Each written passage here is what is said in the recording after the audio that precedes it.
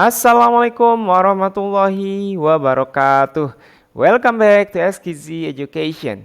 Di video kali ini saya ingin berbagi lagi sebuah materi yang terdapat di kisi-kisi, yaitu tentang IEP dan prinsip-prinsip differentiated learning. Kita akan kupas tuntas apa itu tentang IEP dan differentiated learning. Setelah itu di akhir kita akan berlatih soal-soal dari materi tersebut. Oke, sebelum kita mulai, tidak lupa saya berdoa semoga rekan-rekan sekalian yang terus berjuang untuk menjadi seorang ASN P3K dimudahkan, dilancarkan, dan semoga diluluskan hingga menjadi ASN di tahun 2023 ini. Oke, mari kita mulai pembahasannya. Yang pertama yaitu tentang IEP atau Individualist Education Program. IEP itu adalah rencana pendidikan yang dibuat khusus untuk siswa dengan kebutuhan pendidikan khusus. Nah, jadi IEP ini adalah rencana ya pendidikan tapi untuk siswa berkebutuhan khusus. Ini adalah proses yang sangat terstruktur dan dokumentasi yang melibatkan berbagai pemangku kepentingan seperti guru, orang tua, tenaga kesehatan, dan spesialis pendidikan. Nah, barangkali untuk saat ini ada istilah lainnya yaitu sekolah inklusi. Seperti itu, mungkin pernah kita mengikuti pelatihannya. Jadi IEP intinya adalah rencana pendidikan untuk siswa yang berkebutuhan khusus. Nah, ini adalah beberapa poin penting tentang IEP. Yang pertama yaitu evaluasi dan penentuan kebutuhan. Jadi kata kuncinya ada evaluasi komprehensif yang terdiri dari pengujian psikologi, evaluasi fisik, dan pengamatan kinerja siswa. Jadi tahapan awal itu yaitu evaluasi. Yang kedua ada tujuan dan target. Jadi setelah kebutuhan individu diidentifikasi, tim IEP menentukan tujuan dan target yang spesifik dan dapat diukur. Nah, ini tujuan ini berfokus pada perkembangan pendidikan, sosial, dan pribadi siswa. Setelah dievaluasi, ditentukan tujuannya. Yang ketiga, penyesuaian kurikulum. IEP menguraikan bagaimana kurikulum akan disesuaikan agar sesuai dengan kebutuhan siswa. Ini bisa melibatkan perubahan dalam metode pengajaran, bahan ajar, atau penggunaan teknologi pendidikan. Jadi setelah itu kita sesuaikan mungkin metode pengajarannya, bahan ajarnya, atau penggunaan teknologi pendidikan. Selanjutnya ada pengawasan dan penilaian. Proses IEP berlanjut sepanjang tahun dengan pemantauan berkala terhadap kemajuan siswa. Hasilnya dievaluasi secara berkala dan perubahan dibuat sesuai kebutuhan. Nah, setelah itu ada keterlibatan orang tua. Jadi orang tua atau wali siswa biasanya terlibat dalam proses IEP. Mereka berkontribusi pada penentuan tujuan dan target serta mendapatkan pembaruan tentang kemajuan siswa tersebut. Jadi orang tua untuk siswa berkebutuhan khusus itu harus dilibatkan. Baik itu pembaruan tentang kemajuan atau informasi-informasi kemajuan siswa tersebut.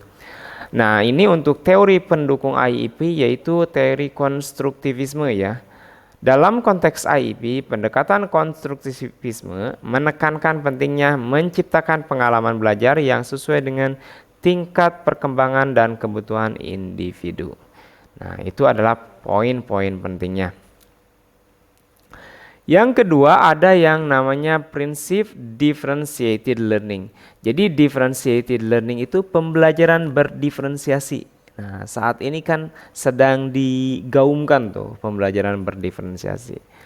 Differentiated learning adalah pendekatan yang dirancang untuk mengakomodasi perbedaan individu dalam kelas.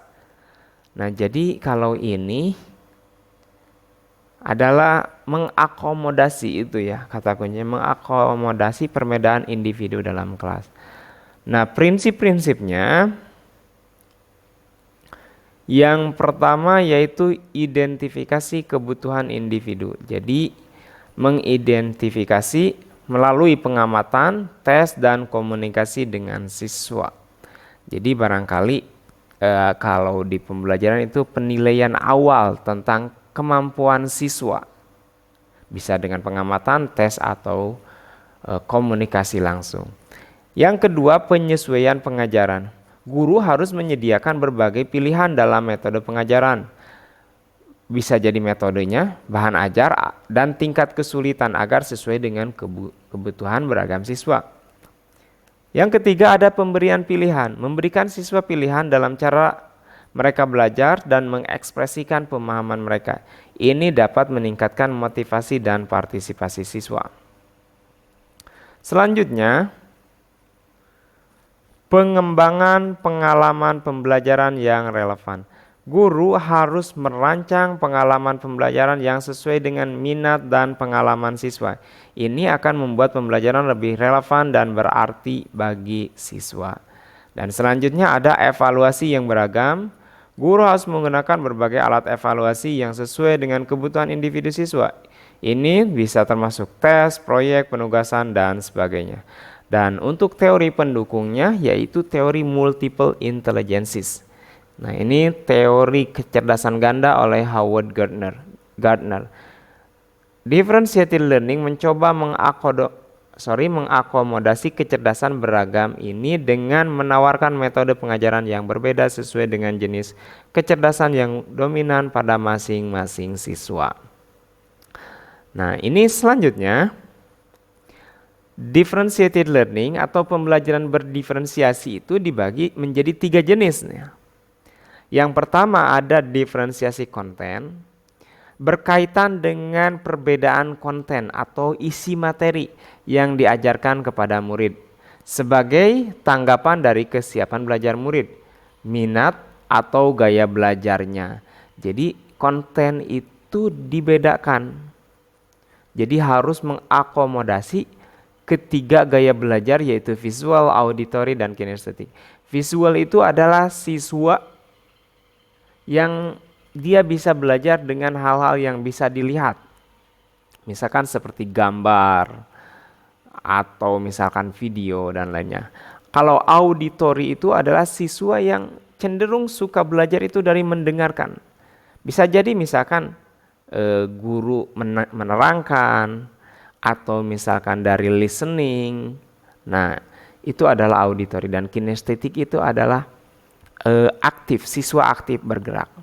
Contoh sebuah pembelajaran yang bisa mencakup ketiga hal ini adalah misalkan kita menggunakan sebuah gambar, mau itu di PowerPoint bisa misalkan gini, dalam pembelajaran bahasa Inggris di sana ada sebuah gambar dan ada sebuah kata-kata, misalkan book, dan tulisannya book. Nah, guru misalkan menyuruh siswa matching itu apa? Menyambungkan. Misalkan hurufnya dengan gambarnya. Siswa maju ke depan dan misalkan dia menunjukkan, itu adalah menampung ketiganya. Jadi siswa aktif berjalan, bergerak, dan guru aktif misalkan mengatakan, menyampaikan dengan kata-kata, dan di sana juga ada gambar dan tulisan. Jadi itu bisa menampung ketiga-tiganya. Itu adalah konten. Jadi kita tidak hanya textbook saja misalkan, tapi kita berikan gambar juga, berikan juga video, misalkan berikan juga aktivitas yang mereka buat yang bisa membuat mereka bergerak. Itu diferensiasi konten. Yang kedua ada proses. Teknik instruksional atau pembelajaran di mana guru menggunakan berbagai metode pengajaran untuk memenuhi kebutuhan individual setiap siswa dengan kebutuhan mereka. Nah, di sini lebih ke metode pengajarannya. Jadi metode pengajaran barangkali kalau ceramah itu identik untuk auditory. Tapi anak-anak yang bersifat visual atau kinestetik mereka tidak akan nyaman dengan sistem pembelajaran itu. Oleh karena itu kita rubah pembelajarannya. Misalkan bisa dengan konstruktivisme, bisa misalkan dengan project based learning, dan lain-lainnya. Itu untuk diferensiasi proses. Dan ada lagi yang dinamakan diferensiasi produk, berkaitan dengan perbedaan produk atau tagihan kepada murid dengan memberikan tantangan atau keragaman variasi dalam memilih produk apa yang diminati. Misalkan gini, kalau saya dalam tugas bahasa Inggris, misalkan tugas akhir, siswa itu ketika belajar tentang naratif teks, siswa itu diwajibkan membuat misalkan pilihan. Yang pertama, boleh membuat komik. Yang kedua, boleh membuat video pendek yang menceritakan tentang fairy tales atau tentang fable. Dan yang ketiga, boleh misalkan siswa itu tampil dialog atau role play atau mini drama. Itu adalah opsi-opsi yang bisa digunakan dan itu sifatnya atau disebut dengan produk gitu. Jadi produknya tidak kaku hanya produk A saja, tapi siswa dikasih pilihan dalam menyelesaikan tugas. Jadi itu contoh pembelajaran berdiferensiasi. Ada konten, ada proses, dan ada produk. Nah, langkah-langkah dalam pembelajaran berdiferensiasi, yang pertama yaitu tentukan tujuan pembelajarannya. Setelah itu, petakan kebutuhan belajar murid sesuai dengan yang tadi itu. Ada kesiapan belajarnya, minatnya, dan profil belajar. Profil belajar itu yaitu gaya belajarnya. Yang ketiga, menentukan strategi dan alat penilaian. Yang keempat, menentukan kegiatan pembelajarannya. Nah, jadi kita tentukan nih di mana kita mau menggunakan diferensiasinya, apakah di kontennya, apakah di prosesnya, atau di produknya, atau kita gunakan di tiga-tiganya. Itu sangat mungkin sekali. Nah, sebetulnya pendekatan IEP dan prinsip differentiated learning memiliki tujuan yang serupa, yaitu menyediakan pendidikan yang sesuai dengan kebutuhan siswa. Namun, IEP adalah pendekatan yang lebih khusus dan intensif yang digunakan untuk siswa dengan berkebutuhan khusus. Ya, kalau IEP itu jadi khusus untuk siswa yang berkebutuhan khusus. Sedangkan differentiated learning dapat diterapkan dalam kelas yang beragam untuk mengakomodasi perbedaan individu dalam pembelajaran. Jadi ini mengakomodasi perbedaan gaya belajar siswa. Seperti itu. Perbedaan IEP dan differentiated learning. Oke, mari kita berlatih soalnya. Ya, barangkali alangkah lebih baiknya misalkan di stop dulu videonya baru diisi, setelah itu didiskusikan. Nah, ini salah satu prinsip differentiated learning adalah menyediakan A. Satu metode pengajaran yang sama untuk semua siswa, B. Materi yang hanya sesuai dengan tingkat kemampuan rata-rata kelas, C. Materi tambahan hanya untuk siswa berprestasi tinggi, D. Tantangan yang sesuai dengan kemampuan individu, E. Bahan ajar yang tidak berubah sepanjang tahun. Nah, bisa mulai dieliminasi kira-kira mana yang tidak sesuai dan terakhir tentukan yang paling tepat. Dan jawaban yang tepat adalah prinsip tantangan yang sesuai dengan kemampuan individu. Seperti itu. Nomor 2, salah satu tujuan utama IEP adalah memaksimalkan hasil ujian nasional, membandingkan kemajuan siswa dengan rekan sekelas, menilai kualitas guru, mengidentifikasi kebutuhan pendidikan khusus siswa, E. Mengurangi biaya pendidikan. Nah, jawaban yang tepat pastinya D, ya, mengidentifikasi kebutuhan pendidikan khusus siswa. Nomor 3, seorang guru ingin mengembangkan IEP untuk seorang siswa dengan gangguan belajar. Bagian mana dari IEP yang paling penting untuk memastikan perencanaan pembelajaran yang sesuai untuk siswa tersebut? A. Daftar kebutuhan khusus siswa, B. Rencana tindakan intervensi, C. Tujuan akademik umum, D. Latar belakang pendidikan siswa, E. Jadwal harian sekolah. Ini kata kuncinya yaitu mengembangkan IEP untuk siswa dengan gangguan belajar. Nah, bagian mana nih yang paling penting nih untuk memastikan perencanaan? Jawaban yang tepat adalah rencana tindakan intervensi. Ya. Jadi apa yang akan kita lakukan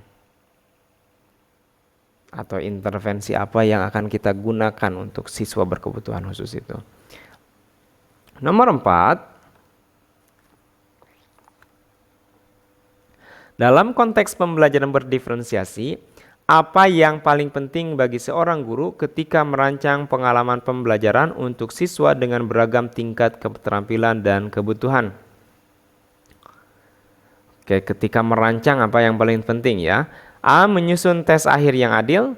B. Memisahkan siswa berdasarkan kemampuan mereka. C. Memastikan semua siswa belajar dari kurikulum yang sama. D. Menyediakan pilihan dalam metode dan materi pembelajaran. E. Menentukan tingkat kesulitan yang seragam untuk semua siswa. Jawaban yang tepat adalah D. Ya, menyediakan pilihan dalam metode dan materi pembelajaran. Nomor 5, seorang guru telah memasukkan beberapa elemen diferensiasi dalam pengajaran mereka, seperti menggunakan bahan bacaan yang berbeda untuk siswa dengan tingkat membaca yang beragam. Namun, beberapa siswa masih kesulitan mencapai tujuan pembelajaran. Apa yang sebaiknya guru lakukan selanjutnya? A. Meminta siswa yang kesulitan belajar lebih keras. Meminta siswa yang kesulitan belajar lebih keras. B. Mengurangi tingkat kompleksitas tugas. C. Meminta siswa untuk bekerja sendiri. D. Melanjutkan dengan kurikulum yang telah direncanakan. E. Merevisi pendekatan dan strategi pembelajaran. Jawaban yang tepat adalah E. Ya, merevisi pendekatan dan strategi pembelajaran. Nomor 6. Bagaimana seorang guru dapat menilai efektivitas IEP dalam mendukung perkembangan siswa dengan kebutuhan khusus? A. Dengan melihat pada kemajuan akademik siswa. B. Dengan mengukur jumlah waktu yang dihabiskan siswa di sekolah. C. Dengan membandingkan siswa dengan siswa lainnya. D. Dengan mengikuti saran dari orang tua siswa. E. Dengan mengamati tingkah laku siswa di luar kelas. Menilai efektivitas IEP ini. Jawaban yang tepat adalah D. Dengan melihat pada kemajuan akademik siswa. Nomor 7, seorang guru ingin menerapkan pendekatan pembelajaran berbasis proyek untuk mengakomodasi berbagai gaya belajar siswa dalam kelasnya. Bagaimana guru tersebut dapat mengintegrasikan IEP dalam proyek pembelajaran ini? A. Mengharapkan semua siswa untuk bekerja pada proyek yang sama. B. Mengabaikan IEP karena proyek ini bersifat umum. C. Menyesuaikan tugas proyek sesuai kebutuhan setiap siswa. D. Menghilangkan tugas proyek untuk siswa dengan berkebutuhan khusus. E. Meminta siswa dengan IEP untuk bekerja dalam kelompok terpisah. Jawaban yang tepat adalah C. Ya, menyesuaikan tugas proyek sesuai dengan kebutuhan setiap siswa. Jadi kalau siswa berkebutuhan khusus barangkali kita bantu, kita modifikasi proyeknya. Oke, barangkali itu yang bisa saya sampaikan. Semoga ini bermanfaat. That's all. Wassalamualaikum warahmatullahi wabarakatuh.